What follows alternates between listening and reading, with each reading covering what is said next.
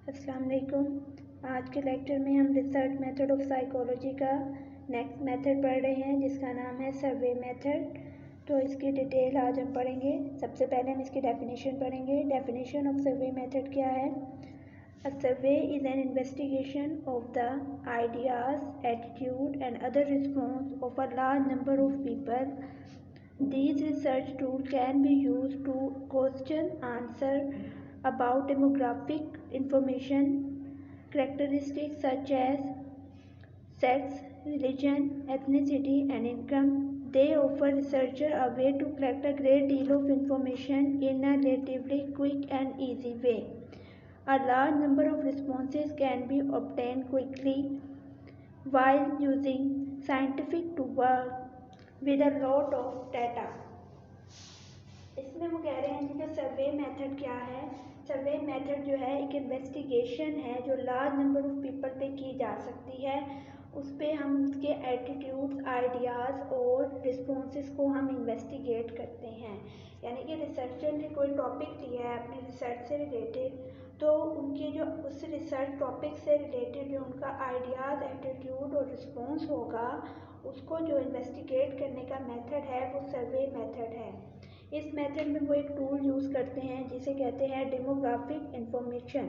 ये demographic information उनके research से रिलेटेड होती है, यानी कि वो इंफॉर्मेशन ले रहे होते हैं पार्टिसिपेंट की जो उन्हें ज़रूरी होती हैं अपने रिसर्च के लिए, वो उनसे इंफॉर्मेशन लेते हैं। इसमें वो पार्टिसिपेंट वो इंक्लूड करेंगे जो उनके रिसर्च से रिलेटेड होंगे, जिनके अंदर वो करेक्टरिस्टिक्स मौजूद होंगी। इस करेक्टरिस्टिक्स में उनकी एज आ जाती है, एज लिमिट, उनकी सेक्स आ जाती है, रिलीजन आ जाता है, इनकम आ जाती है, एजुकेशन आ जाता है। तो वो उन लोगों को लेंगे जिनके ऊपर उन्होंने रिसर्च करनी होगी। जैसे मैं आपको एक एग्जांपल दे दूं कि अगर हमने बीए लेवल के स्टूडेंट के ऊपर रिसर्च करनी है तो हम सिर्फ बीए लेवल के स्टूडेंट पे करेंगे और उनसे ही उसके अंदर हम एक एजुकेशन का कॉलम बना देंगे। अगर हमने सिर्फ मेल पे करनी है तो हम मेल का सेक्स का एक कॉलम बनाएंगे और उसके अंदर वो हमें स्पेसिफाई करवाएंगे कि मेल है कि फीमेल है, तो उसके ऊपर वो टिक लगा देंगे। तो हम जाके सिर्फ मेल से ही वो फिल करवाएंगे अपना परफॉर्मेंस। अगर हमने सिर्फ मुस्लिम से करवानी है तो हम एक रिलीजन का कॉलम बनाएंगे, तो वो अपना वहाँ पर अपना रिलीजन के ऊपर टिक लगा लेंगे कि वो मुस्लिम है, नॉन मुस्लिम है, या फिर वो क्या कहते हैं किसी और मज़हब से ताल्लुक़ रखते हैं। तो इस तरह से इनकम के ऊपर बना लेंगे कि अबव 10,000, अबव 20,000, 50,000, तो मुख्तलिफ कॉलम्स बना लेंगे। तो वो उनकी जो इनकम होगी वो उस कॉलम के ऊपर टिक लगा देंगे। तो इस तरह का एक जो परफॉर्मा बनता है उसे डेमोग्राफिक इंफॉर्मेशन कहते हैं। और जो रिसर्चर है उन पार्टिसिपेंट्स के पास जाएगा जिसकी उसे अपनी रिसर्च में ज़रूरत होगी। उसके अलावा वो ये कह रहे हैं कि ये जो मेथड जो है इंफॉर्मेशन कलेक्ट करने का बहुत ज़्यादा आसान और बहुत जल्दी से इसमें इंफॉर्मेशन हम हासिल कर लेते हैं, आसान तरीका है। और इसमें हमें लार्ज नंबर ऑफ पीपल के लार्ज नंबर ऑफ रिस्पॉन्सेज हमें इजीली क्विकली मिल जाते हैं, जो भी किसी भी साइंटिफिक जो साइंटिस्ट होते हैं उनके वर्क के लिए बहुत ज़्यादा अहम होते हैं और उनको बहुत ज़्यादा जो है इंफॉर्मेशन एट अ टाइम मिल जाती है। उन्हें बहुत ज़्यादा रिस्पॉन्सेज जो है उनका जो डाटा है वो कलेक्ट होना शुरू हो जाता है और इजीली वो अपना डाटा कलेक्ट कर लेते हैं। तो ये एक जो है एफिशिएंट मेथड है और इसको बहुत ज़्यादा पाकिस्तान में यूज़ भी किया जाता है रिसर्च के लिए। तो सब इसके बाद हम इसके एडवांटेजेस और डिसएडवांटेजेस पढ़ लेते हैं। ये एक एफिशिएंट है, लेस एक्सपेंसिव है, इजी टू क्रिएट है एंड डाइवर्स यूज़ है। उसके बाद इसके डिसएडवांटेजेस क्या हैं? Subject to non response biasness, may be poorly design, limited answer choices can influence result and subject to socially desirability biasness. इसके अंदर जो इसके डिसएडवांटेजेस हैं, जैसे कि हमने उनसे कोई सर्वे क्वेश्चन फिल करवाना है तो कुछ ऐसे क्वेश्चन उसमें मौजूद होंगे जो सब्जेक्ट को समझ नहीं आ रहे होंगे या वो उसका आंसर नहीं देना चाह रहा होगा, तो वो उसको छोड़ देगा, जिसकी वजह से हमारे पास नॉन रिस्पॉन्सिव बायसनेस आ जाएगी हमारे रिज़ल्ट में, हमारे रिसर्च के अंदर। या फिर वो ये कह रहे हैं कि जो डिज़ाइन उन्होंने बनाया या क्वेश्चन बनाया है वो इतना पुअर था कि किसी को भी समझ नहीं आई, इसकी वजह से उन्होंने ये क्वेश्चन छोड़ दिए हैं। या उसके अंदर आंसर्स की जो चॉइसेस उन्होंने दी हुई थी अपने सर्वे के अंदर, क्वेश्चनेयर के अंदर, सर्वे क्वेश्चनेयर के अंदर, वो लिमिटेड थी, जिसकी वजह से उन्होंने ये चीज़ छोड़ दी, उन्होंने टिक नहीं लगाया, उन्होंने अपना रिस्पॉन्स जाहिर नहीं किया। और उसके अलावा और सोशली जो है हर सब्जेक्ट जो है उसमें सोशल बायसनेस भी आ जाएगी। वो अपने सोसाइटी से रिलेटेड उसका आंसर देगा और इस तरह से उसकी सोसाइटी के अंदर जो उसने सीखा होगा उससे रिलेटेड जो उसने अडॉप्ट किया होगा उसके रिलेटेड वो आंसर देगा। तो इस तरह से वो कह रहे हैं कि सोशल बायसनेस भी जो है वो आ सकती है। नेक्स्ट जो है इसके 2 डिज़ाइंस हैं, वो है cross sectional design and longitudinal design. Cross sectional design is one of the most commonly used technique in cross sectional design, one और more sample draw from the population at a time. Cross sectional design में ये बहुत important technique है, commonly use होने वाली है survey method में। बहुत ज़्यादा यही वाली टेक्निक ज़्यादातर लोग, यही जो रिसर्चर होते हैं यही यूज़ करते हैं।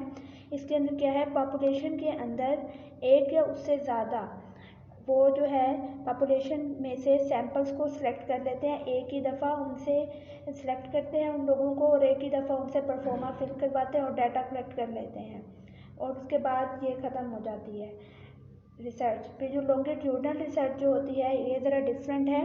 इसके अंदर क्या है, ये in longitudinal design the same respondent are survey over time in order to exam change in individual respondent. अब वो ये कह रहे हैं इसके अंदर ये क्या है कि ये सेम रिस्पोंडेंट पे की जाती है, मुख्तलिफ टाइम में की जाती है और उनके रिस्पॉन्स जो चेंज हो रहे होते हैं उनको भी वो देखता है, एग्जाम करता है रिसर्चर।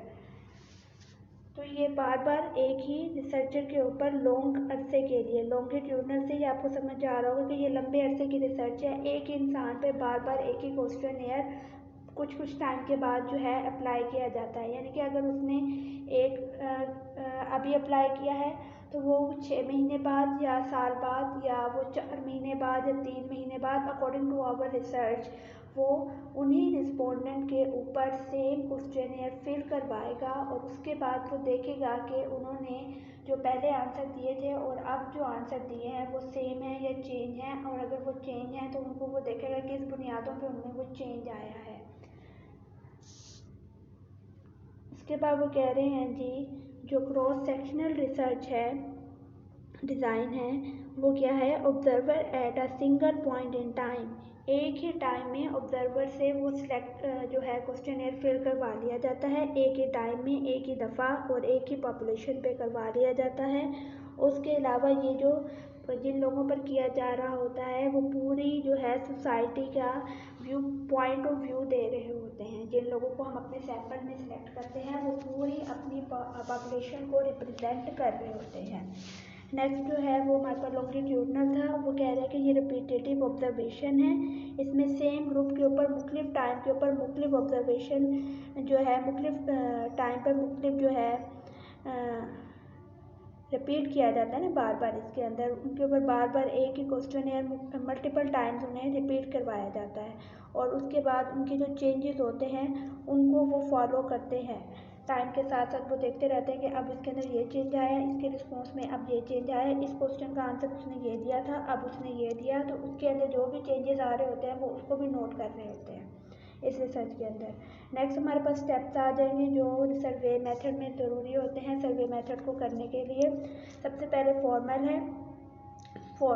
फॉर्मुलेशन ऑफ प्रॉब्लम, फिर हमारे पास है population and sampling, tool of survey, data collection, analysis of data और उसके बाद हमारे पास है रिसर्च। सबसे पहले फॉर्मुलेशन के बारे में पढ़ेंगे, फिर पॉपुलेशन के बारे में पढ़ेंगे, फिर सैम्पलिंग। इसके अंदर सैम्पलिंग की मुख्तलिफ टेक्निक्स भी यूज़ होती हैं सर्वे में कि हमने कौन सी टेक्निक यूज़ करनी है, तो वो 2 टेक्निक्स होंगी या 2 टाइप्स ऑफ सैम्पलिंग होंगी, probability and non probability sampling है और उसके अंदर फर्दर मुख्तलिफ सब टाइप्स हैं probability and non probability sampling की, तो इनके भी हम डिटेल आज पढ़ेंगे इसी में सर्वे मेथड में।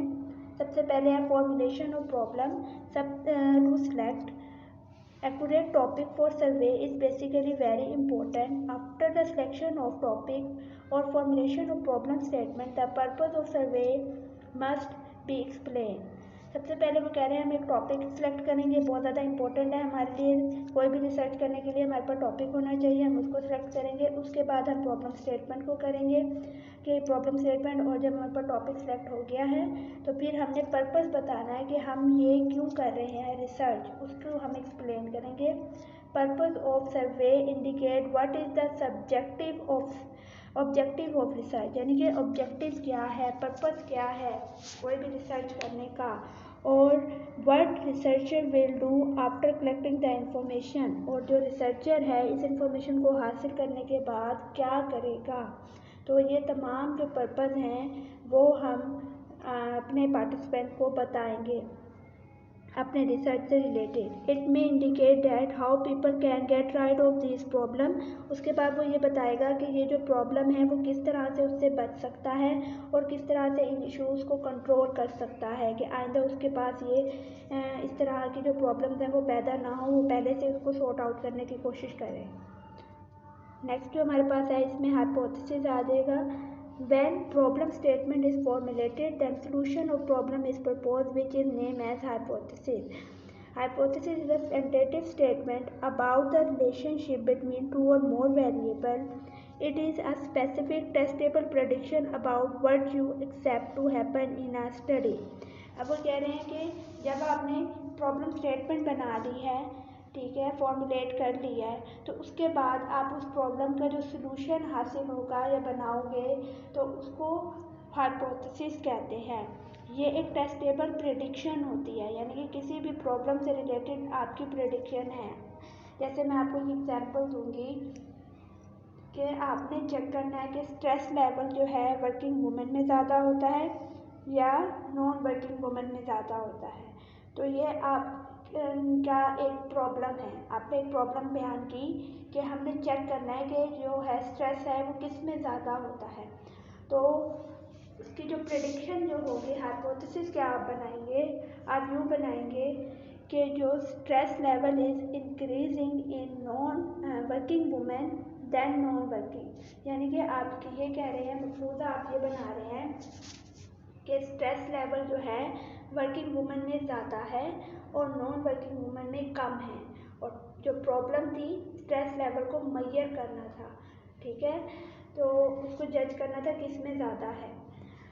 जब हम ये कह रहे होंगे कि हमने मफरूज़ा एक बना दिया, एक आइडिया बना दिया है, प्रेडिक्शन बना दी जी वर्किंग वुमेन में ज़्यादा होगा, तो ये जो है हमारे पास इसका रिजल्ट, इसको फिर हम इससे रिलेटेड हम लोगों के पास जाएंगे, वर्किंग वुमेन के पास जाएंगे, उनसे हम करवाएंगे data fill, non working women के पास जाएंगे, उनसे डाटा फिल करवाएंगे। उसके बाद डाटा फिल करने के बाद, डाटा कलेक्शन करने के बाद हम डाटा एनालाइज करवाएंगे थ्रू SPSS। तो उसके बाद हमारे पास रिज़ल्ट आ जाएगा, आफ्टर डाटा एनालिसिस के बाद हमारे पास रिज़ल्ट आ जाएगा जो हमें बताएगा जो हमने प्रेडिक्शन की थी कि वर्किंग वुमेन में ज़्यादा स्ट्रेस होता है ना कि नॉन वर्किंग में, तो वो हमारी सही थी या नहीं। यानी कि आपको ये तमाम स्टेप्स बारी बारी करेंगे, उसके बाद आपको एक रिज़ल्ट मिलता है और वो रिज़ल्ट आपका शो करता है कि जो आपने प्रेडिक्शन की थी वो सही थी या नहीं थी। उसके बाद जो आपके पास टॉपिक आ रहा है वो आप पॉपुलेशन और सैम्पलिंग है। पॉपुलेशन क्या है? A group of subject draw from some large group. This large group is known as a population that include all the people, object or event of a particular class. ठीक है, large group of people को क्या कहते हैं? Population कहते हैं। और sampling क्या है? A sample is a smaller part of the whole, a subset of the entire population. It is representative of the population in a study. When conducting survey, the sample is the member of a population who are invited to participate in the survey. जैसे कि आपको picture में भी show हो रहा है और मैं आपको बता भी रही हूँ डेफिनेशन के थ्रू कि जो पॉपुलेशन है वो लार्ज नंबर ऑफ पीपल होते हैं, उनमें से कुछ लोगों को सिलेक्ट कर लिया जाता है एज अ सैम्पल। तो उसको क्या कहते हैं? उस प्रोसीजर को सैम्पलिंग कहते हैं, जब हम लार्ज नंबर ऑफ पीपल में से स्मॉल नंबर ऑफ पीपल को सिलेक्ट करते हैं, वो सैम्पल कहलाता है और इस तरीके को सैम्पलिंग कहा जाता है। क्योंकि हम पॉपुलेशन जो है हमारी ज़्यादा होती है तो हम सब लोगों को अपने रिसर्च में शामिल नहीं कर सकते और हमारे लिए ये डिफ़िकल्ट हो जाता है सब लोगों को कलेक्ट करना, उनको इकट्ठा करना और उनके रिस्पॉन्सेज और आइडियाज़ को इन्वेस्टिगेट करना। तो हम उनमें से कुछ लोगों को सिलेक्ट कर लेते हैं, तो वो जो स्मॉल नंबर ऑफ पीपल होते हैं वो आपका सैम्पल कहलाता है। नेक्स्ट आपके पास सैम्पलिंग मेथड आ रहे हैं। सैम्पलिंग मेथड के अंदर कौन कौन से 2 मेथड आपके पास आएंगे, या सैम्पलिंग मेथड कह लें, सैम्पलिंग टेक्निक टाइप्स कह लें। इसमें प्रोबेबिलिटी सैम्पलिंग है और नॉन प्रोबेबिलिटी सैम्पलिंग है और फर्दर उनको डिवाइड किया गया है। तो प्रोबेबिलिटी सैम्पलिंग में आपके पास सबसे पहले सिंपल रैंडम सैम्पलिंग आएगी, फिर क्लस्टर, फिर सिस्टमैटिक और फिर स्टेटा या स्टेटिफाइड सैम्पलिंग इसे कहा जाता है। नंबर 2 जो है आपका नॉन प्रोबेबिलिटी सैम्पलिंग है, उसकी भी फर्दर टाइप्स हैं, जिसमें सबसे पहले आपके पास कन्वीनियंट सैम्पलिंग, फिर जजमेंटल और पर्पसिव सैम्पलिंग, स्नोबॉल और कोटा सैम्पलिंग है। सबसे पहले हम प्रोबेबिलिटी सैम्पलिंग पढ़ेंगे कि वो क्या है, उसकी डेफिनेशन पढ़ेंगे। Probability sampling mean that every member of the population has a chance of being selected. इसके अंदर ये जो प्रोबेबिलिटी सैम्पलिंग है, जो इसके टाइप्स हैं, इसकी एक मेन जो डेफिनेशन है वो ये है कि हर इंसान को पॉपुलेशन के अंदर, एवरी मेंबर को, जो पॉपुलेशन का मेंबर है उसको सिलेक्ट होने की उसके अंदर एक चांस है कि वो रिसर्च का एक पार्टिसिपेंट बन सकता है। हर इंसान को चांस मिलता है कि वो पार्टिसिपेंट बन सकता है। और ये क्या कहते हैं, मेथड जो है वो क्वांटिटेटिव रिसर्च में यूज़ होता है। और if you want to produce result that are representative of the whole population, probability sampling technique are the most valid choice. वो कह रहे हैं कि अगर आप चाहते हैं कि आप रिप्रेजेंट करें तमाम होल पॉपुलेशन को, तो ये जो मेथड है बहुत ज़्यादा इम्पोर्टेंट है, क्योंकि इसके अंदर हर इंडिविजुअल को सिलेक्ट होने का एक चांस होता है। सबसे पहले हमारे पास जो है वो सिंपल रैंडम सैम्पलिंग है। इसकी डेफिनेशन है, every member of population has an equal chance of being selected, every sampling frame should include the whole population. इसमें भी हर इंसान को सिलेक्ट होने का इक्वल चांस मिलता है। और उसके अलावा वो कह रहे हैं कि ये होल पॉपुलेशन को शो कराता है। इसकी एग्जांपल ये है कि आपकी एक कंपनी है, उसके अंदर आपके पास 100 एम्प्लॉयज़ हैं, आपने लेने हैं, जबकि उस कंपनी के अंदर जो है हज़ार जो है एम्प्लॉयज़ काम कर रहे हैं। तो आप क्या करेंगे, जो 100 नंबर में जितने भी पार्टिसिपेंट आ रहे होंगे या रिस्पोंडेंट आ रहे होंगे या एम्प्लॉयज़ आ रहे होंगे, आप सिर्फ उनको ही सिलेक्ट करोगे अपने पॉपुलेशन में। यानी कि 100 वाले को, 200 वाले को, 300 वाले को, इसी तरह करते करते 1000 तक आपने जाना है। जो 100 नंबर पर आ रहा होगा आपने उसको सिलेक्ट कर लेना है। इसको कहते हैं सिंपल रैंडम सैम्पलिंग, यानी कि each individual has equal chance. हर इंसान को चांस मिलेगा कि वो जो है मेंबर बन सकता है रिसर्च का, सैंपल बन सकता है रिसर्च का। नंबर 2 पे हमारे पास सिस्टमैटिक सैम्पलिंग आ रही है। इसकी यह डेफिनेशन है, every member of population is listed with a number.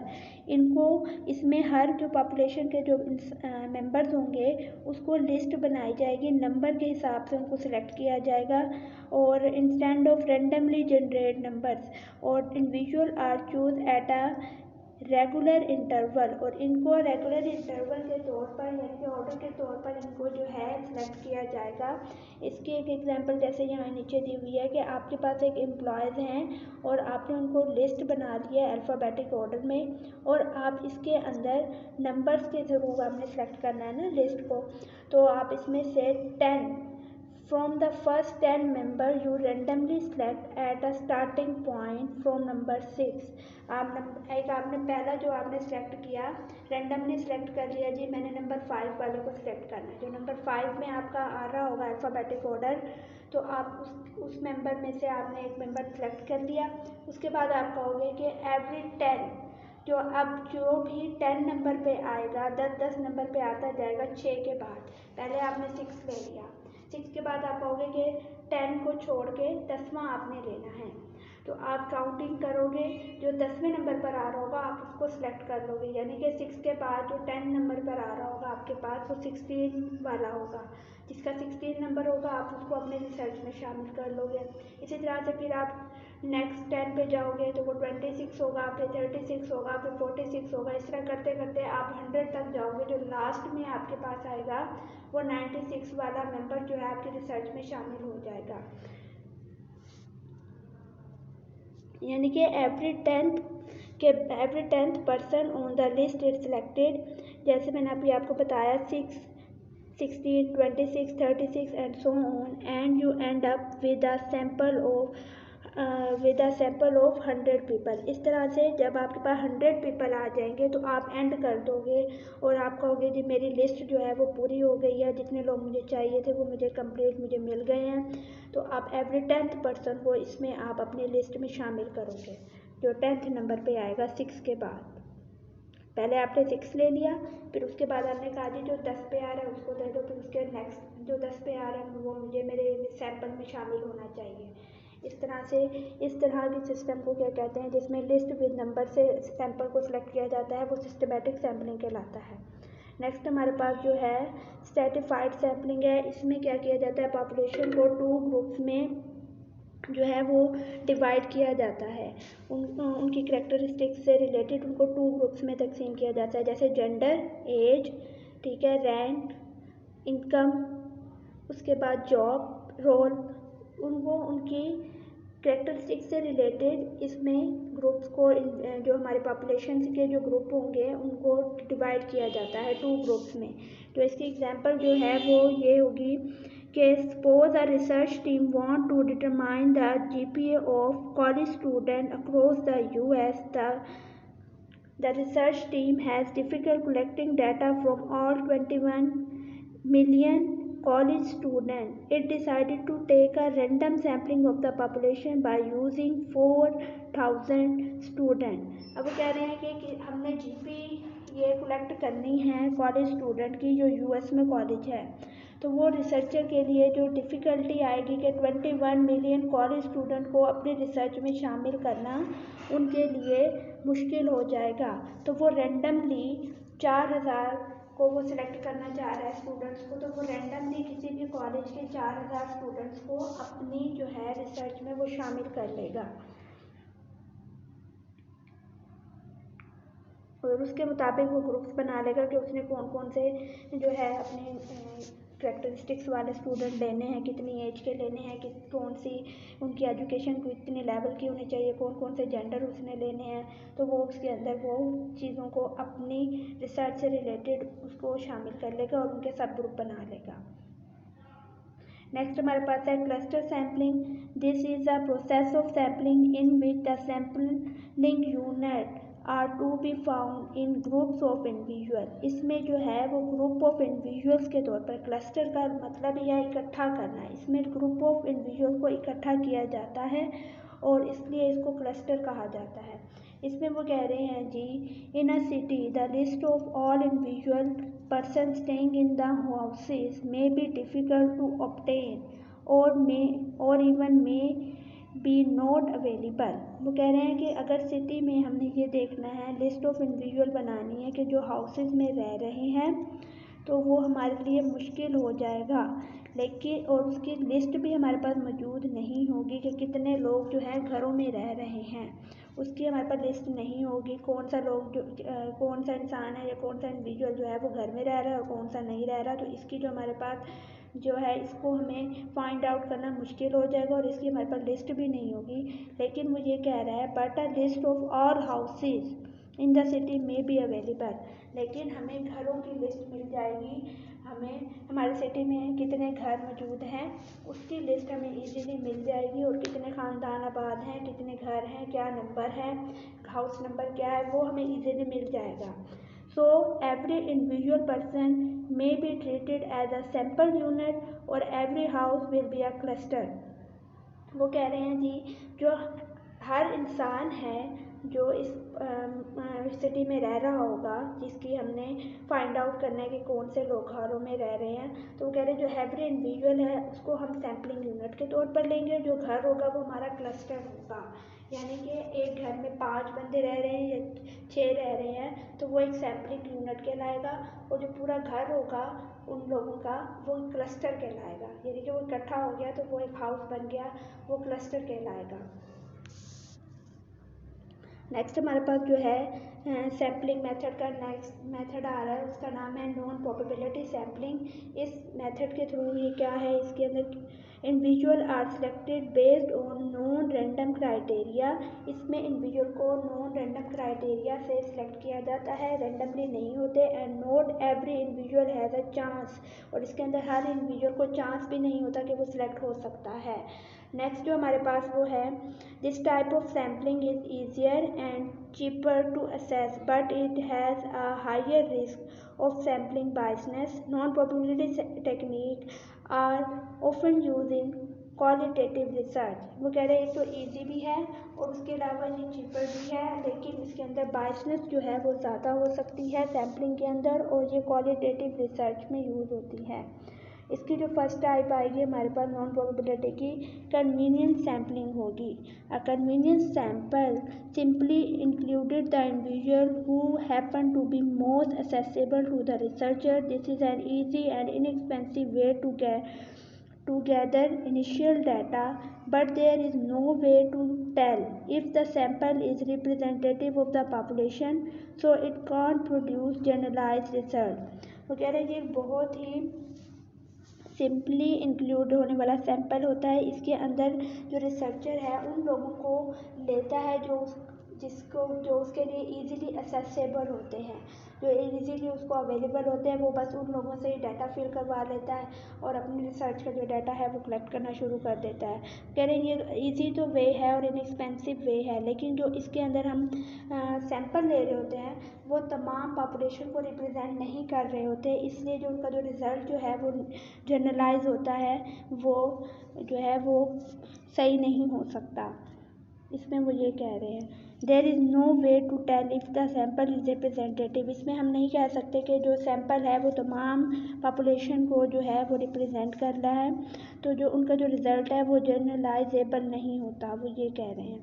If you are searching opinion about student sports services in your university, so after each of your classes you ask your fellow student to complete a survey on the topic.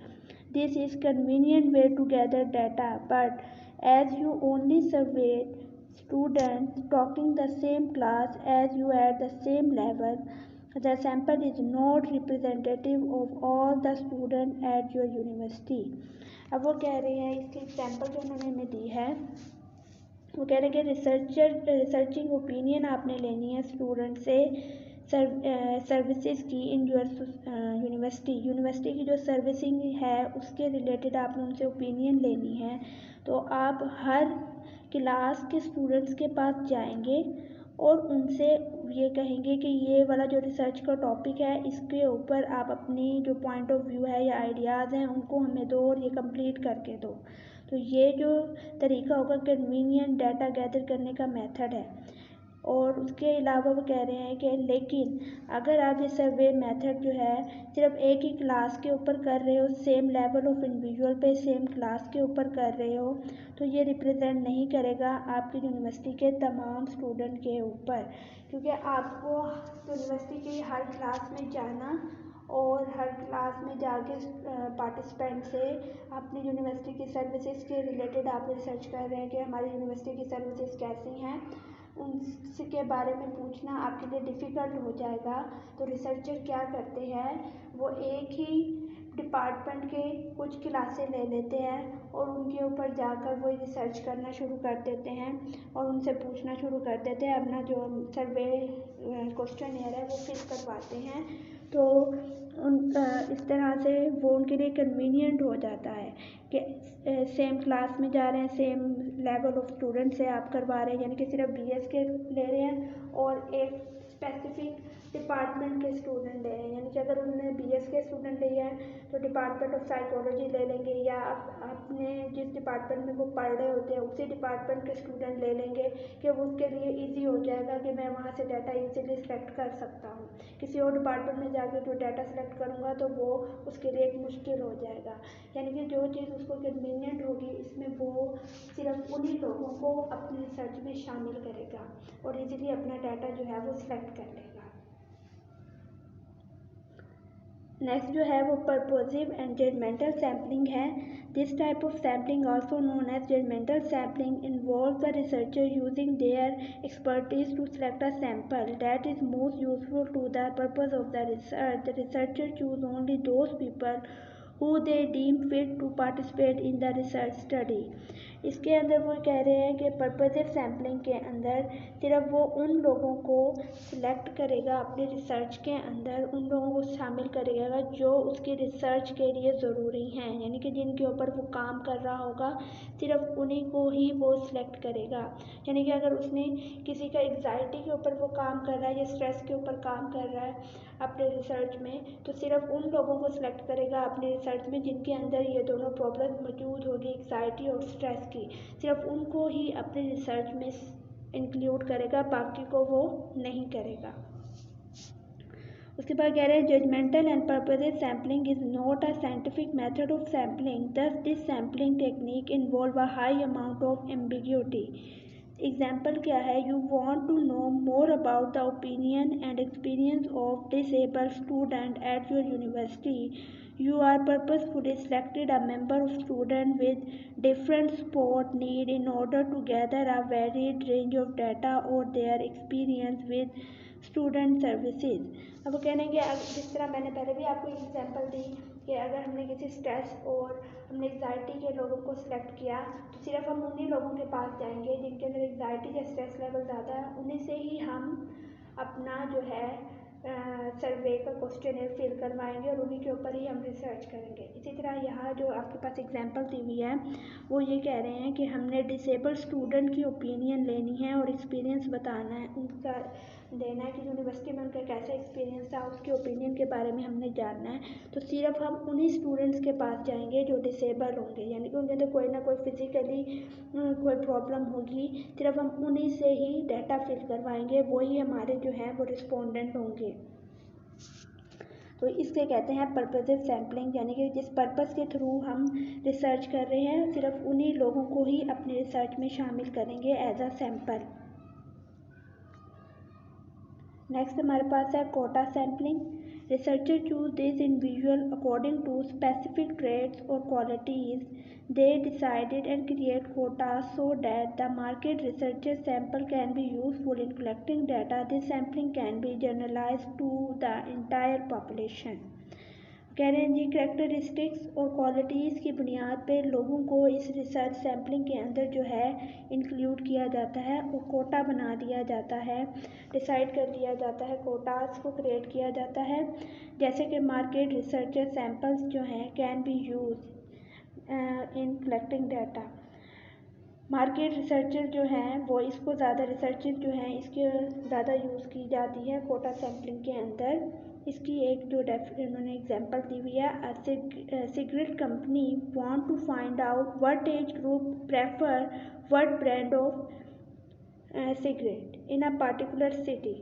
अब वो कह रहे हैं कि cigarette company ने find out करना है कि कौन सी एज के लोग कौन सी ब्रांड की सिगरेट पीना पसंद करते हैं एक सिटी में, और he she apply quota on age group. तो वो एज ग्रुप का कोटा जो है अप्लाई करेंगे कि 21 से 30 साल के लोग कौन सी सिगरेट का ब्रांड पीना चाहते हैं, क्या पसंद है उन्हें, 30 से 40 साल वाले वो कौन सा ब्रांड पसंद है, यानी कि उन्होंने एज का एक कोटा बना दिया है। For this information, the researcher gained the smoke trend among the population of this city। तो वो एक एज का कोटा उसने बना लिया, उन्हीं लोगों के पास उसी एज लिमिट के पास जाएगा और उनसे वो पूछेगा कि आपको कौन सा ब्रांड है, या वो जो उनकी रिसर्च होगी वो उनके ऊपर करेगा और वो उससे रिलेटेड इंफॉर्मेशन उसको देंगे। नेक्स्ट आपके पास है snowball sampling. If the population is hard to assess, snowball sampling can be used to recruit participants by other participants. The number of people you have assessed to snowball as you get in contact with more people। वो कह रहे हैं कि अगर population को select करना, assess करना आपके लिए मुश्किल है तो हम स्नोबॉल जो है सैम्पलिंग को यूज़ करते हैं, और ये एक ऐसी सैम्पलिंग है जिसमें हम इजीली असेस कर सकते हैं नंबर ऑफ़ पीपल्स को। इसकी जो एग्जाम्पल इन्होंने दी हुई है, you are researching experience of homeless people in your city, since there is no list of all homeless people in the city, probably sampling is not possible. अब वो कह रहे हैं कि आपने अपने सिटी में रिसर्च कर रहे हैं, एक रिसर्च का टॉपिक लिया कि होमलेस पीपल कितने हैं, तो आपको ये लिस्ट जो है मिलना मुश्किल होगी कि आपकी जो सिटी में है होमलेस पीपल कितने हैं, उसकी जो लिस्ट है वो मौजूद नहीं होगी। तो you meet a person who agree to participate in the research, आप एक होमलेस पीपल से मिलेंगे और वो एग्री हो जाएगा आपके रिसर्च के अंदर। पहले आप ढूंढेंगे, तलाश करेंगे और आपको एक या दो मिल गए, आप उनसे पूछेंगे जी मैं आपके साथ रिसर्च करना चाहता हूँ, तो आप उनको अपने रिसर्च में शामिल करेंगे एज अ पार्टिसिपेंट। फिर वो आपको फर्दर होमलेस पीपल्स के पास लेके जाएंगे, उस एरिया के अंदर जो जो होमलेस पीपल होंगे उनको आपके रिसर्च में शामिल करवाएंगे। इस तरह से जो है वो स्नोबॉल इसको कहा जाता है, यानी कि आप खुद से नहीं बल्कि पार्टिसिपेंट आपकी मदद करेगा और आपको उनके पास लेकर जाएगा, उन लोगों के पास जो होमलेस होंगे। नेक्स्ट इसके जो टूल्स, हमारे जो स्टेप्स रह गए थे, सैम्पलिंग के जो मेथड थे वो कंप्लीट हो गया है। Sampling method, probability and non probability की टेक्निक्स कंप्लीट हो गई हैं। नेक्स्ट जो हमारे पास सर्वे मेथड के जो स्टेप थे, उसका जो स्टेप है टूल ऑफ सर्वे। इसमें आप टूल ऑफ सर्वे के अंदर आप टूल सेलेक्ट करेंगे कि कौन सा क्वेश्चनर आपने सेलेक्ट करना है और कौन सा क्वेश्चनर आपके रिसर्च से रिलेटेड है, कौन सा स्केल जो है आपके रिसर्च से रिलेटेड है, तो आप उस प्रॉब्लम से रिलेटेड है आपके रिसर्च के, आप उसको ही सिलेक्ट करोगे और उससे इंफॉर्मेशन हासिल करोगे। To collect information about the problem under study, different tool can be utilized. It can be questionnaire or any other prescribed test or scale. अब वो कह रहे हैं कि आपने इंफॉर्मेशन सेलेक्ट करनी है अपने प्रॉब्लम से रिलेटेड, तो आपको कोई टूल सेलेक्ट करना पड़ता है। वो क्वेश्चनर भी हो सकता है, कोई प्रिस्क्राइब टेस्ट भी हो सकता है और वो स्केल भी हो सकता है। तो आप अपनी रिसर्च से रिलेटेड क्वेश्चनर या स्केल को सिलेक्ट करेंगे। देन आप वो जो क्वेश्चन और स्केल है वो पार्टिसिपेंट्स के पास जाकर आप उनसे फिल करवाएंगे। डाटा कलेक्शन के भी मुख्तलिफ मेथड जो हैं सर्वे में यूज़ किए जाते हैं। Different method can be adopt for data collection, questionnaire method, interview method including personal interview, telephonic interview, survey method is also utilise. ठीक है, सर्वे मेथड में कौन कौन सी तरीके यूज़ किए जाते हैं डाटा कलेक्ट करने के लिए? पहले क्वेश्चनर फिल करवाया जाता है, इंटरव्यू मेथड भी दिया जा सकता है इंटरव्यू के ज़रिए, पर्सनल इंटरव्यू भी हो सकता है, टेलीफोनिक भी हो सकता है और मेल सर्वे भी किया जाता है। मेल के थ्रू लोगों को क्वेश्चनर फिल करवाया जाता है, मेल की जाती है क्वेश्चनर, वो फिल करके वो दोबारा से हमें सॉल्व करके वो हमें दोबारा से मेल करके हमारे पास भेज देते हैं। तो डाटा कलेक्शन इस तरह हमारे पास डाटा कलेक्ट हो जाता है। टूल को सिलेक्ट करने के बाद डाटा कलेक्ट हो गया। फिर नेक्स्ट हमारे पास जो आएगा डाटा एनालाइज। जब हमने डाटा को कलेक्ट कर लिया लोगों से, तो हमने उसको एनालाइज किस तरह से करना है। After data collection next come to the step of data analysis. The analysis of data are studied, assimilated and interpreted. Finally, the results are reported. Data can be analyzed by computer. SPSS is commonly used in this regard. SPSS एक software है जिसको जो researcher जो है वो use करते हैं अपने रिसर्च के डाटा को यूटिलाइज करने के लिए, उसके डाटा एनालिसिस के लिए और रिज़ल्ट को फाइंड आउट करने के लिए जो SPSS है वो उसको यूज़ करते हैं, जिससे उनके पास उनका एक डाटा एनालाइज हो जाता है और रिज़ल्ट आ जाता है। After data analysis, results become clear whether hypotheses are supported or not. After formulation of the result, concluding notes or suggestions are also written that how this survey can be improved. उसके बाद वो ये कह रहे हैं कि जब आप डाटा एनालाइज कर लिया, फिर आपके पास वो रिज़ल्ट एक आ जाता है जिससे आपको पता चल जाता है कि जो आपने अपने रिसर्च टॉपिक से रिलेटेड एक हाइपोथेसिस बनाया था वो सही है या नहीं है। और उसके बाद आप कंक्लूडिंग नोट लिखते हैं, सजेशन लिखते हैं अपने रिसर्च से रिलेटेड कि आपने अपने पूरे सर्वे में क्या किया और हमें क्या चीज़ फाइंड आउट हुई, उससे रिलेटेड तमाम सजेशन को देते हैं। और यहाँ पर हमारा जो है ये टॉपिक कंप्लीट हो गया है सर्वे मेथड का। I hope you will understand. अल्लाह हाफिज़।